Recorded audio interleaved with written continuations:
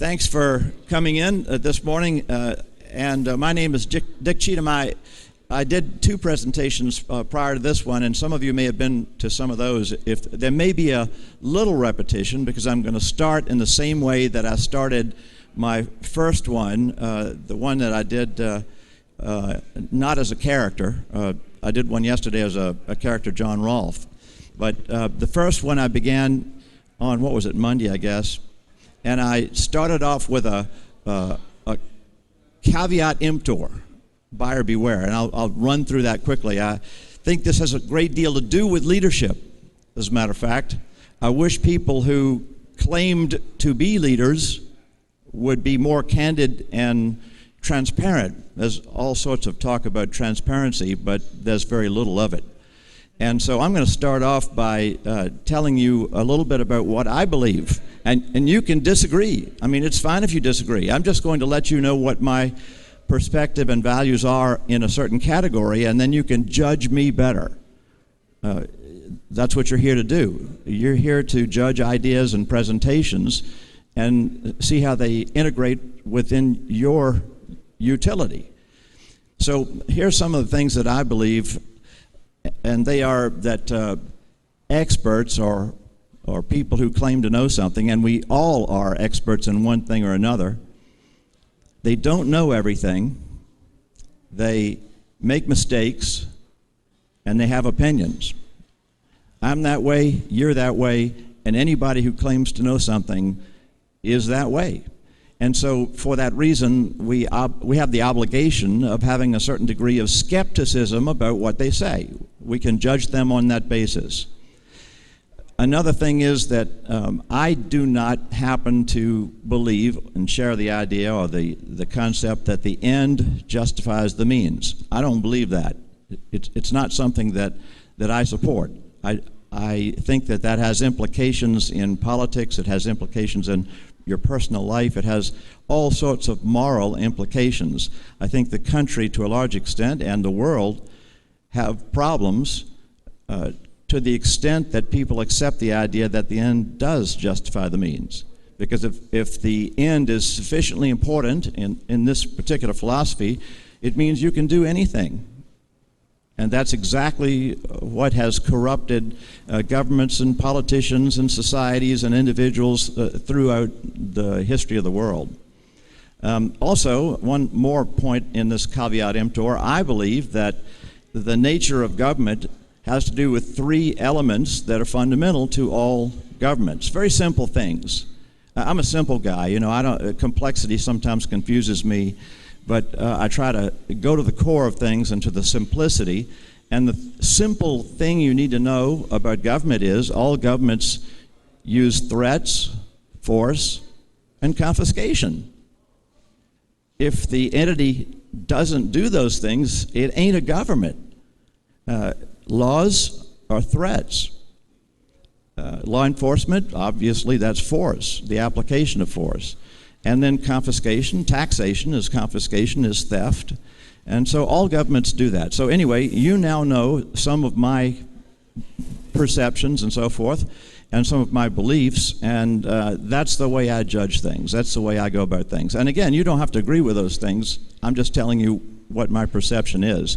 And so one thing I came here to do today in my presentation is to defend Barack Obama. I'm going to defend George Bush. I'm going to defend the other Bush, the Clinton, the Mao Zedong, Joseph Stalin, Adolf Hitler. I want to defend those guys. It wasn't all their fault. Each of those guys was one single individual. And the great damage those people were able to do, and may, in some cases, will be able to do, in the case of Barack Obama, the damage that was done and can be done was empowered by followers. Each of those people was a simple individual, and the real evil is done by those who empower such people.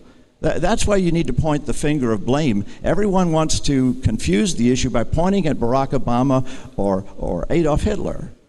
They were one person, and they had no power, not no power, they had the power of a single individual.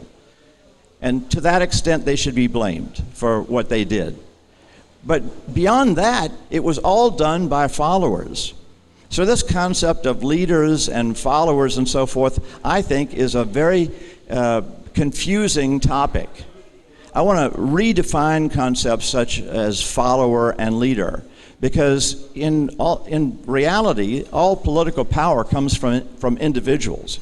It's what they choose to do and where they direct their particular individual support and power, and that's where we need to concentrate our efforts. In this country, we made a distinction early on between subjects and citizens. We said in 1776, pardon me, that we wanted to stop being subjects and we wanted to start being citizens. Now, there's a bit of a distinction between those two. A subject needs to be a good follower. They don't need to do much else. They need to follow well. Just take orders and do what I say. That's what they, in theory, they need to do. Well, we said we didn't want that anymore. We said we don't need no stinking king. That's what we said. We said that we are individuals. We know the power resides at the bottom with the citizen. And in point of fact, the leaders, quote unquote leaders, would be really employees, our employees, who would serve us in an administrative manner. We're going to lead. We don't need a leader. We don't need a king. That was the basic concept. That was shifting from the old idea to the new idea. Well, that becoming a citizen implies responsibility. The responsibility not only to follow, and we all follow in our various lives, and we all lead in various ways, in families, in our businesses, in many ways, we all as individuals follow and we lead at various times one way or the other. But in this shift between citizen and subject, or subject and citizen, we said, okay, we want to take leadership for our lives and for our society. And that idea was an important idea in the early years. There's a book that I like. It's really not a book. It's more a booklet or a pamphlet. Some of you may have read Sock Gallagher. Have any of you read that? It's a great little story about Davy Crockett. And Davy Crockett was a congressman, and he was campaigning for re-election. And one of his citizens, one of his constituents, I should say, said, "I'm not voting for you anymore." And Davy Crockett was curious as to why. I'm not going to tell you all about that at this point, but the citizen was essentially taking Davy Crockett to task and said, "You were not a good administrator for me. You were not honest. You didn't do what you said you would do. I can't support you anymore." And the citizen told this employee that he was going to fire him. He wasn't going to support him anymore. And Davy Crockett, who was in Congress, got a real lesson. So if anyone who's not read Sock Gallagher, it's a brilliant little story. It's a wonderful one that's been published in a number of areas. You can get it on the internet. Anyway, that was a good example of a subject, a follower telling the leader what to do, because the follower was being a leader. And that's what is very much essential today. One thing I want to mention is that followers make leaders. They empower them, and we spoke about that before. Here's a guy right here. I found this at home before I made the trip here from Virginia. This guy was another guy living in Virginia. I don't know if you've ever heard that name before. Any of you heard that guy? He ran for president on the libertarian ticket in '76. 1976, the bicentennial year. Now, there's a reason that he was the candidate. In the previous presidential campaign of 1972, this guy was he was an elector for the state of Virginia. He was an elector for the Republican Party and for Nixon. He was a Nixon elector, this guy right here. And when the votes came in and so forth, and Nixon had won the numbers, the popular numbers and so forth, the electors went to vote. He went to vote, and he said, "You know what? I have listened during this campaign. I have read. I've studied and so forth, and Nixon's a jerk, and I'm not voting for Nixon." So as an elector for Nixon, he gave his vote to John Hospers, who was the Libertarian Party candidate in 72. Tony Nathan was, I don't know if you know that name or not, Tony Nathan was the vice presidential candidate. And Roger MacBride, who lived in Virginia, he said, "I'm voting for Hospers and Nathan." It was the first electoral vote, as a matter of fact, for a woman for vice president in this country, and very few people acknowledge that, but that is a fact. Well, because he had the courage to do what he thought was right, the Libertarian Party in the next election, of course, went to him and talked with him and said, you know, you've got some guts, because a lot of people dumped on you when you didn't vote for Nixon. And so this guy, because of his actions, proved himself courageous and willing to stand for something that he believed in. And so he became a leader because the followers, so to speak, elevated him and put him there. Another guy, I mean, you can like these people or not. You know, I'm not saying that anyone's perfect. Nobody's perfect. I certainly am not. But this guy, Ron Paul, he was elevated to a certain level by extraordinary numbers of young people in particular. They said, "Oh my gosh, this guy's saying something in a different way, saying different things, and it's something we haven't heard before, and we're going to elevate him." So in reality, it's the fault of the followers, or you can give them credit for it if you think it's a good idea, for elevating these people who we call leaders. That's really fundamentally important. Leaders are only empowered by their followers. That's the reality of it. And so the blame or the credit goes to the followers. And it is that sort of citizenship that I want to talk about today. I want to talk about another thing that is important to me. One way to look at liberty, and it's one of my simplistic concepts, the only way that I can understand things in these simple ways. I think the core of liberty and freedom is gambling. It's gambling. Because essentially what you're doing as you go through life and make choices is making decisions based upon things you can't know with certainty. You take actions based upon your decisions and so forth, but you can't know the outcome. You can predict the outcome, and some outcomes are more likely than others, but you're gambling all the time. I'm gambling if I step over here, because there might be a cavern underneath here, and there might have only been like a quarter of an inch of cardboard here, and I might have fallen down into it. But I gambled. I took the chance, and I thought my chances were pretty good because I'd walked there before. History is the way we know how to make judgments about the future. It gives us evidence, information. It helps us to make our choices. But all choices are gambles. And this plays into leadership in this way. Individuals gamble for themselves every minute, all the time. As you live, you act. Ludwig von Mises talks about the study of people making decisions and human action. This is fundamental. It goes back to the very simple things about what we as humans do. And I think that's the way to understand this, to go back to the simple fundamentals, as von Mises did.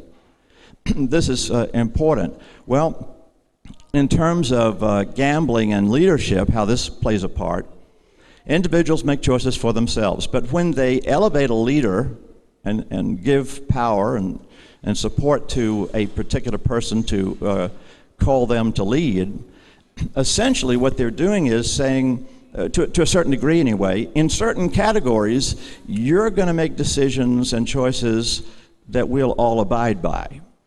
All right? That's essentially what you're doing.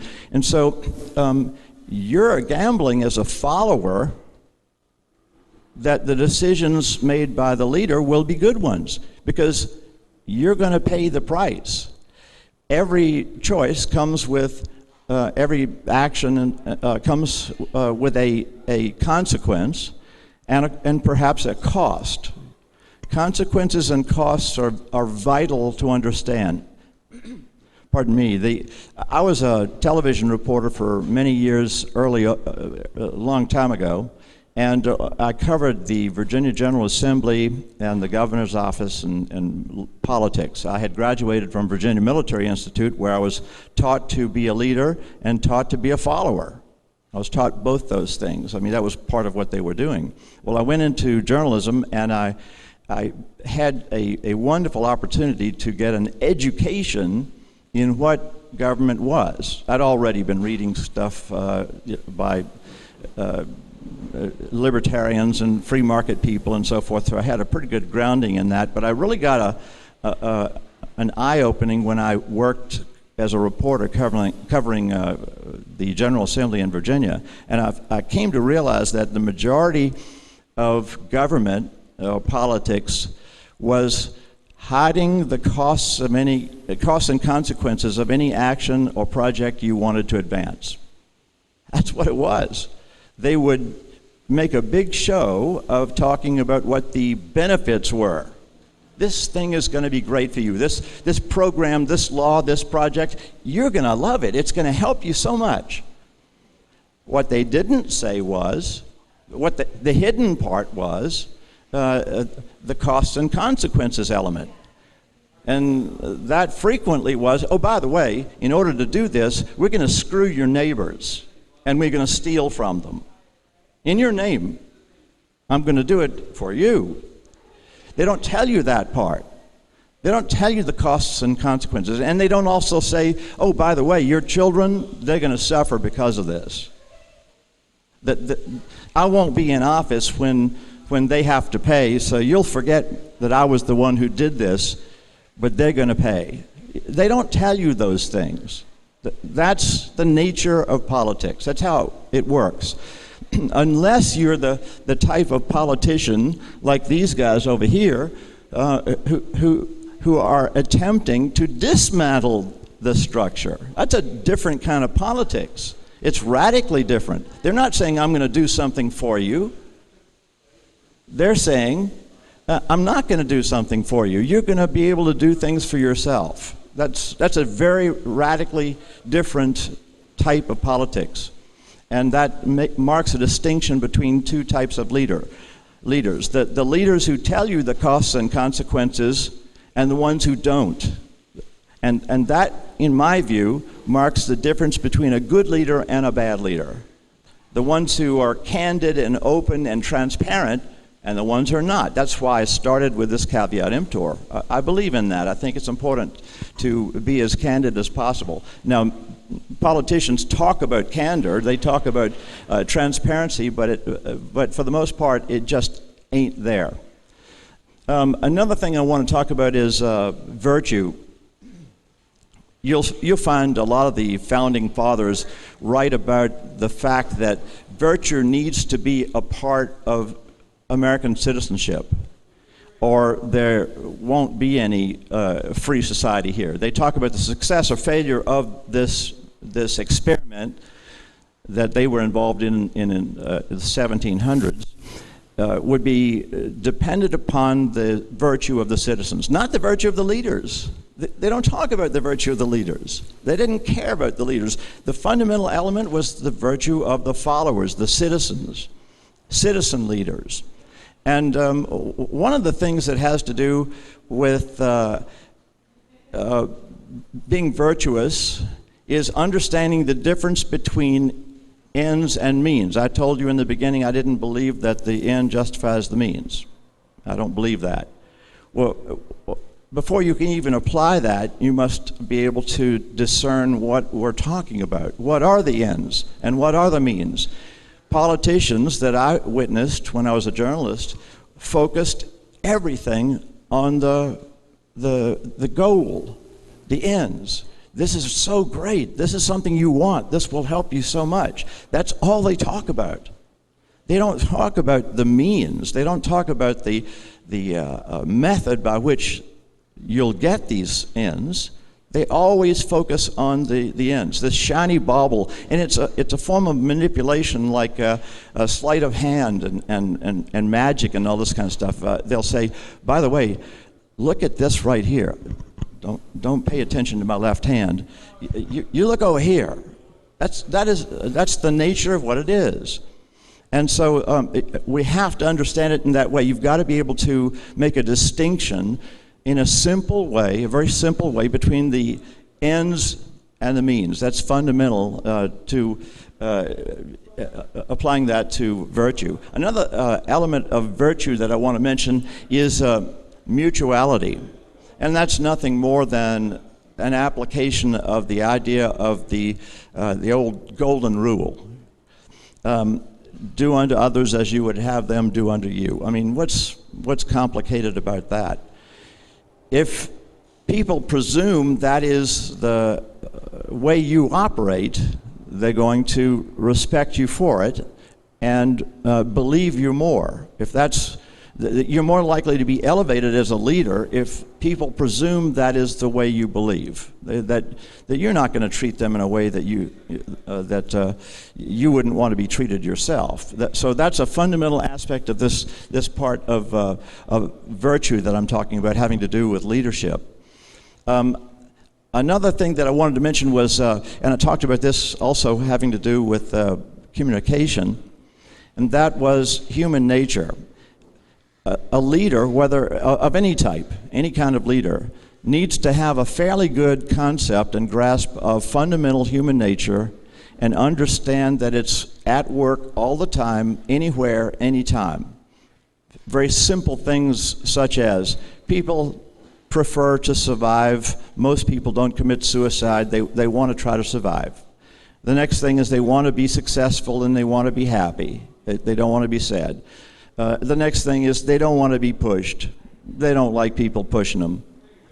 By the way, you might allow someone to push you the first time, and maybe the second time, and maybe the third time, but at a certain point, well, all along that process, you are paying attention to that, and you tend to remember when a person pushed you. That's in your mind. And you're building up in your mind a perception of this individual as one who's going to give me trouble. People don't like to be pushed. This is just fundamental human nature. Most of this is understood between a mom and kids. You know, don't push Johnny, don't steal his toys. Those things are just fundamental to humans, and we forget them at our peril. They're always at play. They're always working. And so a good leader, one who understands human nature, is going to benefit from that in important ways, because he or she will be able to predict the results and the consequences of applying various things upon humans. It's all very fundamental, it's very simple, but unfortunately a lot of these simple things are eliminated through deception and manipulation and the complexity that's often thrown out as an illusion. Now, data is important, and there are a lot of things that have important complexity to them, but oftentimes, especially in the political world, the complexity is a smokescreen. It's a way to manipulate you, and you must be able to cut through that to the simple core. Does this involve compulsion? Does this involve theft from me or from my neighbors? That's really all you need to know about these things. And when you are involved in communicating this to other people, especially those who oppose us, one of the best ways that you can do that is to cut to the core. I may have mentioned the other day in one of my presentations that I was arguing with some of my, I was talking with some of my relatives. Sometimes it becomes an argument, but I've tried to minimize the fact that we have differences and talk about the fact that we have similarities. And I focus upon the things that are similar about us, that are things we share in human nature and so forth. And if we can come to a common ground there, frequently they're persuaded that this concept that I'm talking about has more virtue and value. They happen to be somewhat liberal in the modern contemporary sense, not in the classical sense. But they like various government programs to do this, that, or the other that support things that they believe in. Okay, fine. Well, we know about people like that. Well, rather than arguing against the program, I said, well, I don't believe that the end justifies the means. I don't really want to, steal from my neighbors, even if I don't know them. I don't believe in that, and I don't believe in forcing or threatening them. And they said, we wouldn't do that either. We don't believe in that either. But I planted that seed with them and hoped that they would then come to the conclusion that I wanted them to come to on their own. I couldn't force it on them. I couldn't make them believe it, but hopefully I could plant a seed that would grow in their own thinking to persuade them otherwise. So human nature is a fundamental thing to understand. It is, I think, it is something that Ludwig von Mises and the Austrian school people, I think they understand it exceedingly well. They understand that and apply it to everything they're dealing with. They're not dealing with numbers only in theory. They're dealing with life and how humans conduct their daily activities and why they make this choice rather than that choice. I think that is a wonderful benefit and advantage that we in this particular political sphere have, and we ought to use that advantage. Another thing I want to talk about, and I spoke about this, of course, in the first presentation I did, was an effective leader, a good leader, a powerful leader, is one who's going to have some ability to communicate effectively. You've got to be able to persuade people. And in my other presentation, I'm going to cover some things I covered before if you weren't there. I think one of the very best and simple ways to understand effective communication is the way that was presented by Aristotle, several thousand years ago. It's because human nature doesn't change. And it's because persuasion, effective persuasion of people, doesn't change either. He essentially said that effective persuasion that any leader has to have involves three fundamental concepts, and the first is ethos, the second is pathos, and the third one is logos. Ethos, of course, meaning before you have anyone who's willing to listen to you, they've got to think you have something worth saying. You've got to develop some sort of a reputation for having value or being honest, having virtue, that sort of thing needs to be something you possess before they're even going to listen to you. Why should anybody waste any time on listening to you if they don't think you have any value to offer them? It's a self-interest issue. We all have self-interest. That's part of this human nature. They want to believe that there's something you have to offer. And so ethos has to do with your building up a reputation of having something worth saying. Then pathos is the way you say it, the way you organize your argument, your persuasion, to acknowledge their self-interest and cater to it. They don't give a damn what it means to you. They're listening for what it has for them, the value that is in your argument for them. So you must create your argument in such a way that you demonstrate the benefit to the audience, That's a fundamental element. None of this has changed over thousands of years. So that's pathos, essentially, in a simplistic sort of way. And then logos is the method of presenting ideas and definitions and terms. Logos means the logic in your argument. If you make an argument that doesn't make any sense, it doesn't have any application to the recognizable world and life, it isn't going to be effective. Nobody's going to be persuaded.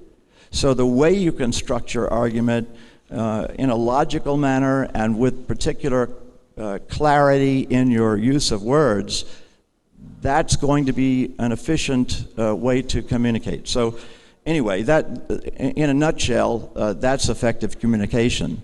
You can expand on that and deal with the data and the complexity of it as time goes along. But basically, ethos, pathos, and logos are fundamental to any leader if he or she wants to be effective in leading. I wanted to use an example of something that's built into our society, actually our governmental system, that was this a residual element of reminding citizens that they are leaders.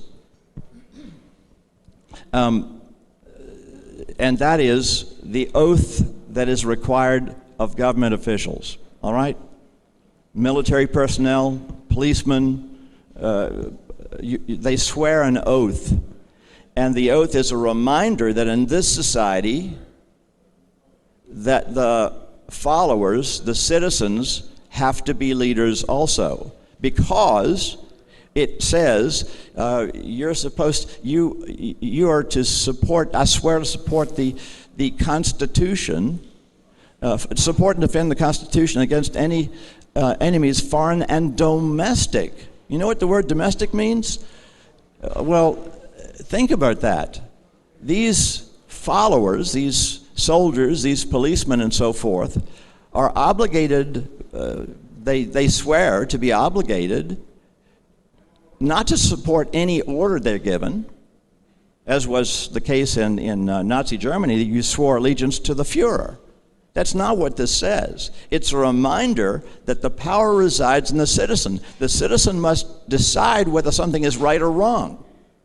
In this particular case, the soldier or the policeman is obligated to know the Constitution. How are you going to support something if you don't know what it is? You are sworn to protect and defend the Constitution against any enemy, foreign and domestic. We all know what foreign enemies are. Maybe we do. But what is a domestic enemy?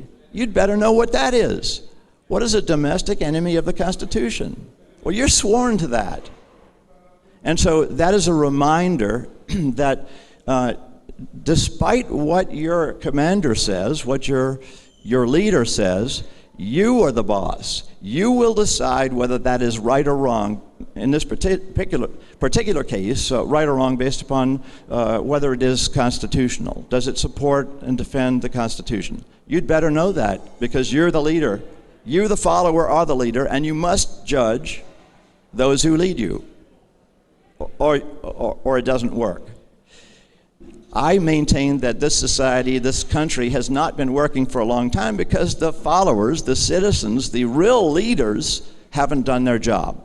That's the deficit that we have. It's worse than the deficit in the economy, because the deficit in the economy is empowered by the deficit in citizenship that we have here. Individuals are not leading.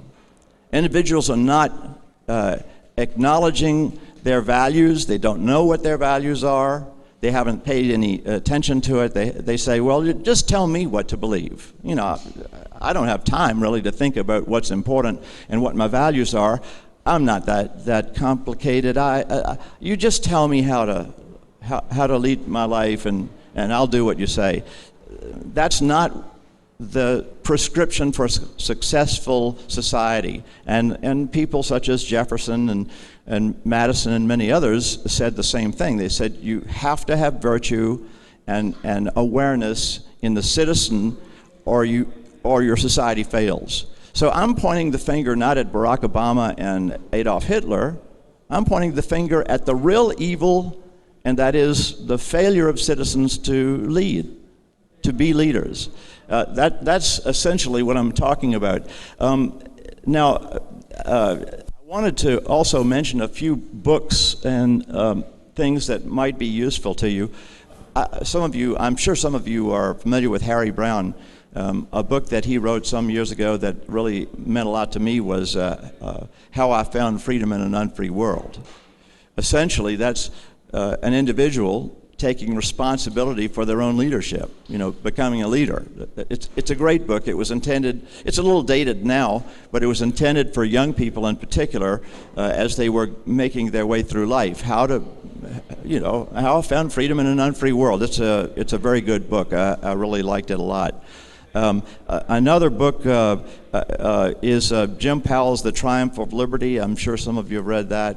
It has within it leaders, people who've charted their own course, and it's got some great biographies of great leaders.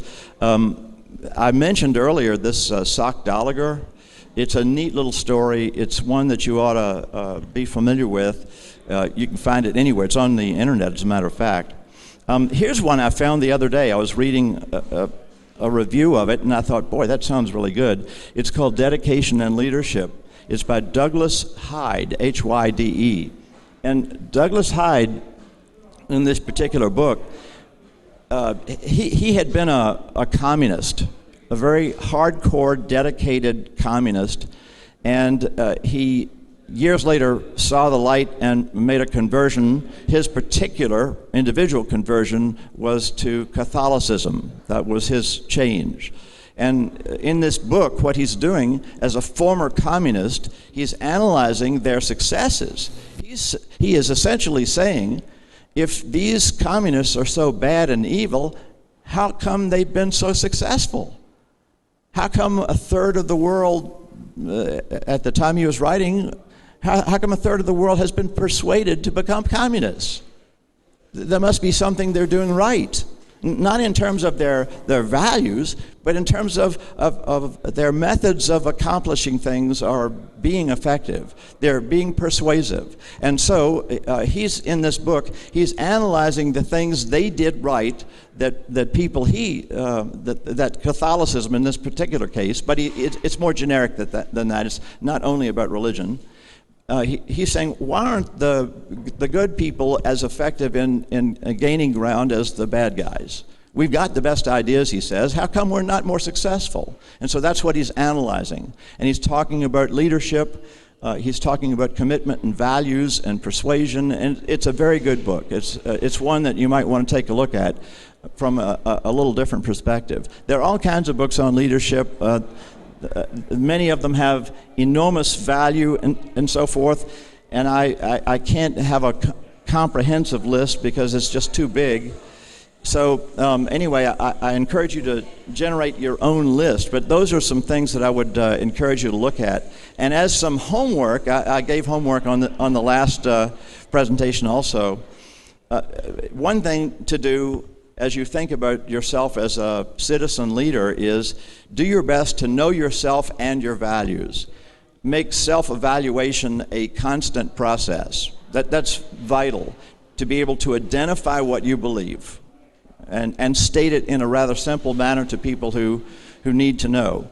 And something else too, harvest the value you get from your failures. Nobody wants to fail. Nobody wants to make mistakes. Everybody wants to be successful. But you've earned the knowledge that you've acquired by your failures. When you're not successful in something, you might make a presentation and it doesn't work. You might have a project that's not working or whatever. Well, you've earned the knowledge not to do certain things again. And that pain that comes from failure really ought to motivate us to change and do the right things and become better at what we do, whatever it is.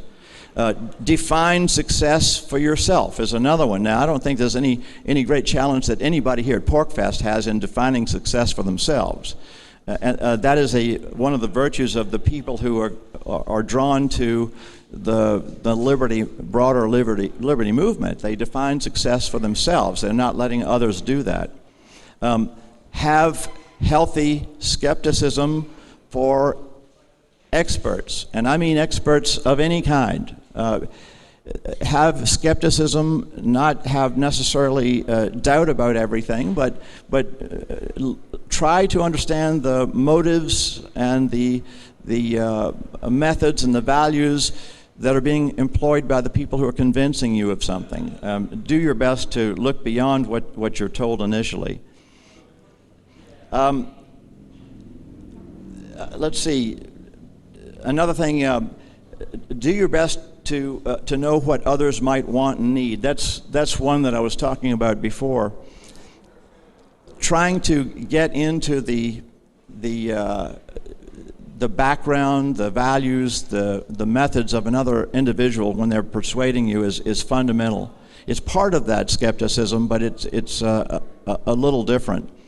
I wanted to give some time.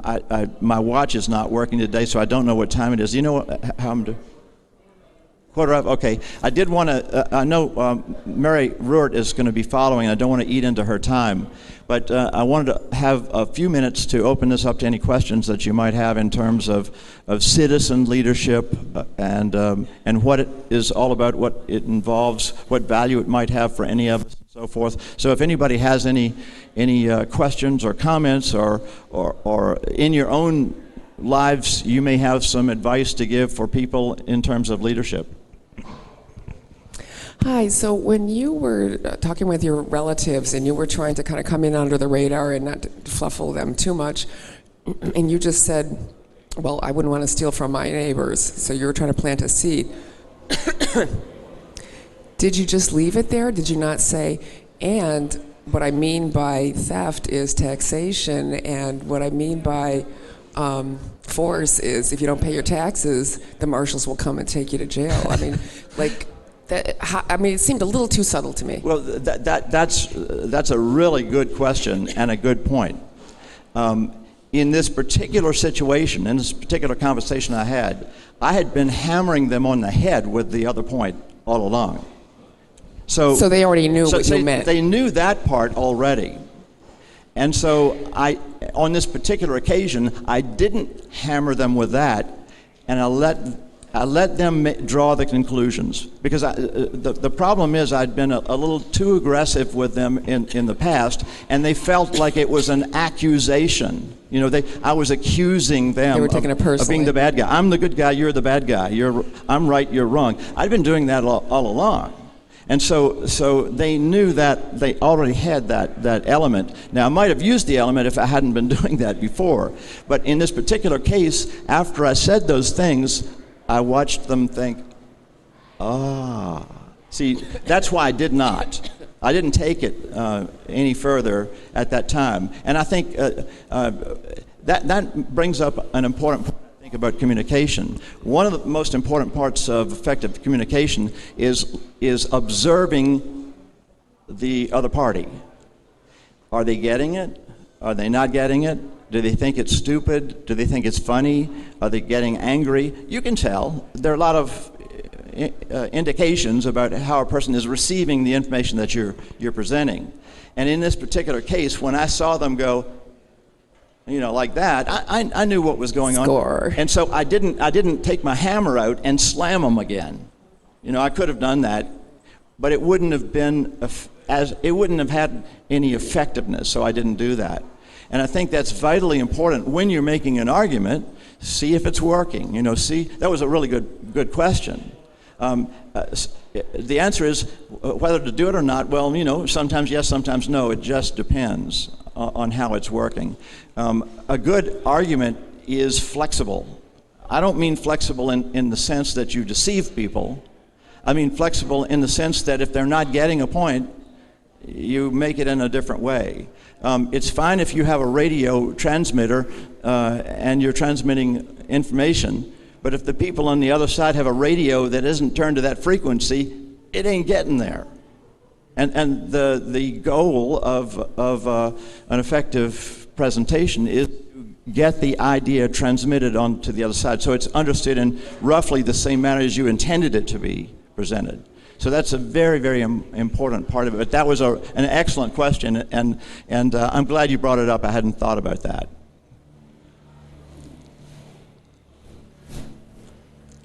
I think a lot of us have family and friends who fall into the non-classical liberal category. Yeah. And my question to you is, you and I are both older than most of the folks in the audience.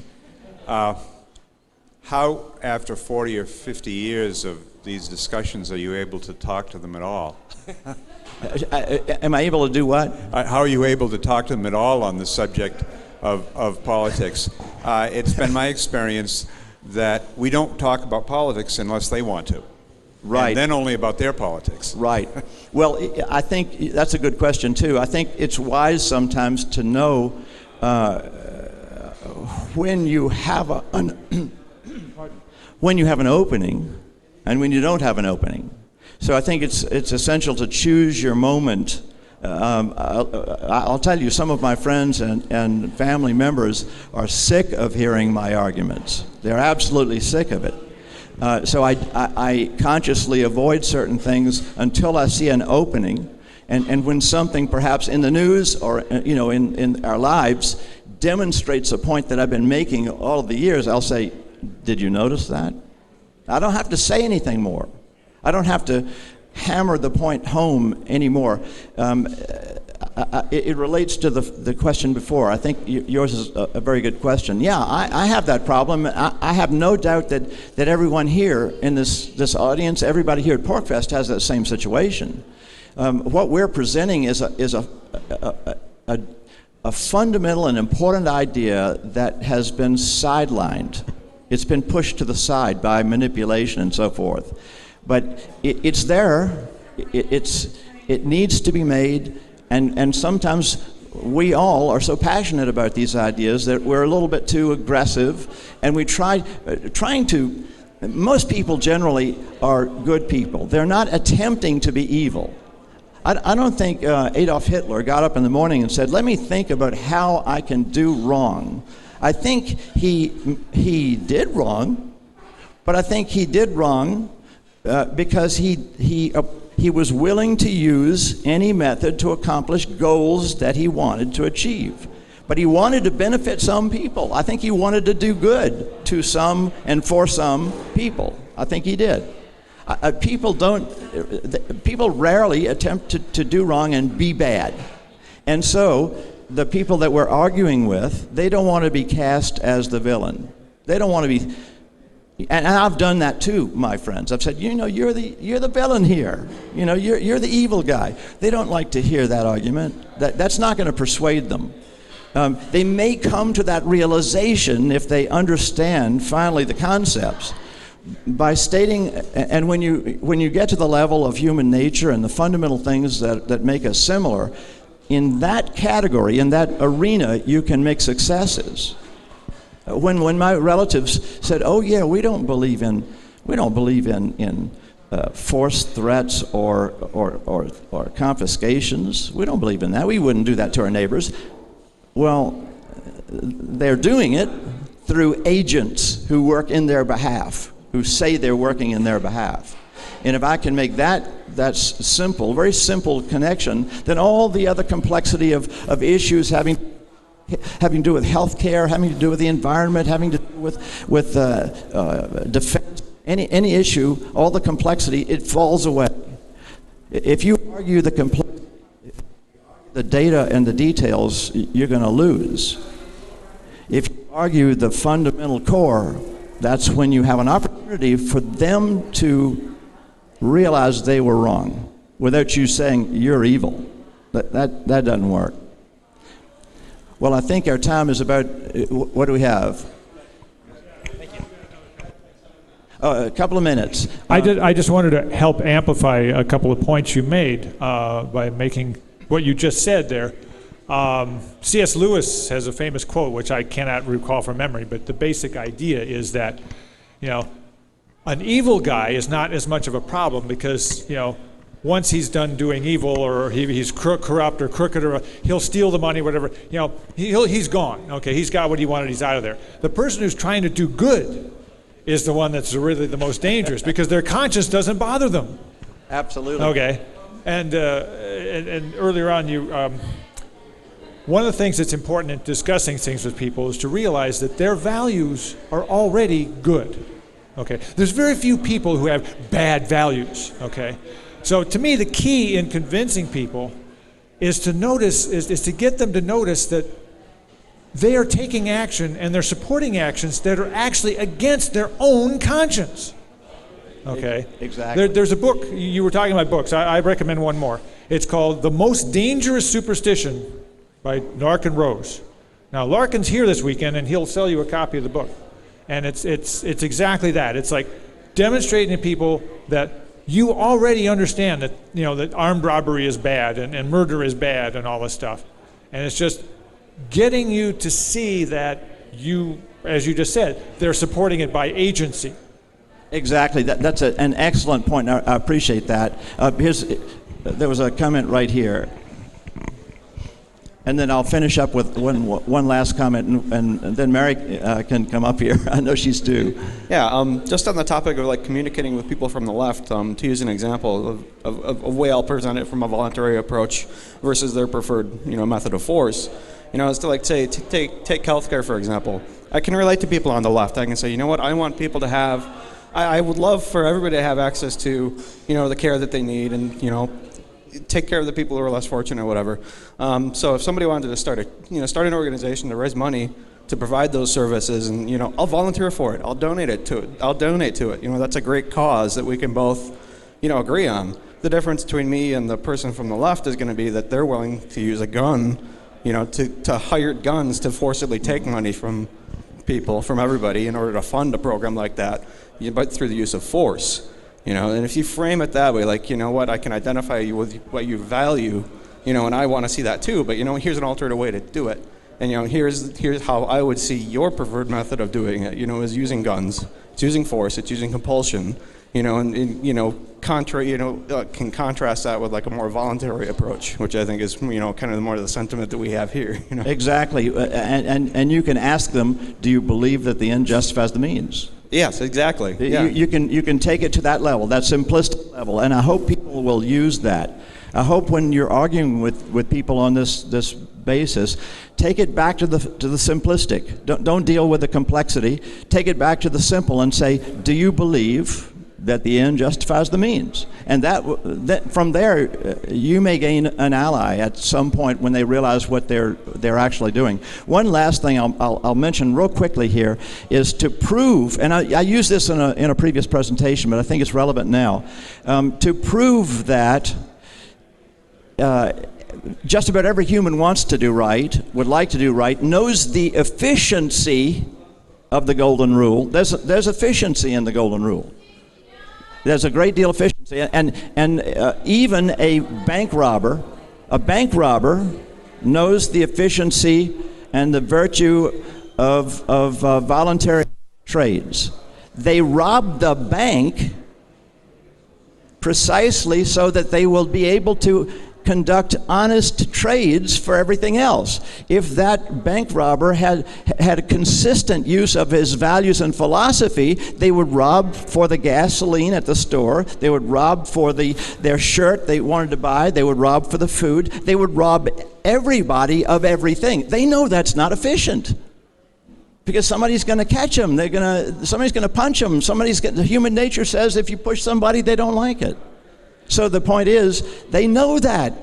They know that the best way to conduct business is voluntarily in a peaceful manner. They don't want to rob everybody of everything. It's just too inefficient. So they just rob one time so they'll have money and be efficient.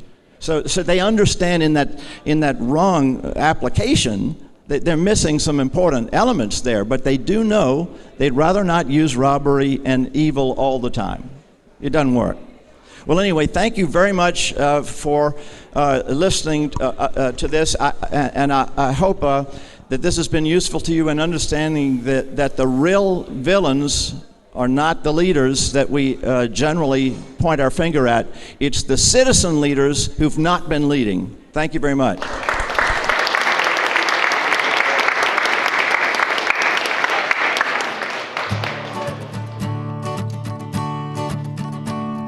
Sons, as I write you this letter, of days past and days yet to come, and the message of freedom, the message of freedom. I stand at the edge of the pages of history and lessons unlearned. It feels like these pages are remaining unturned, but boys, it's no mystery.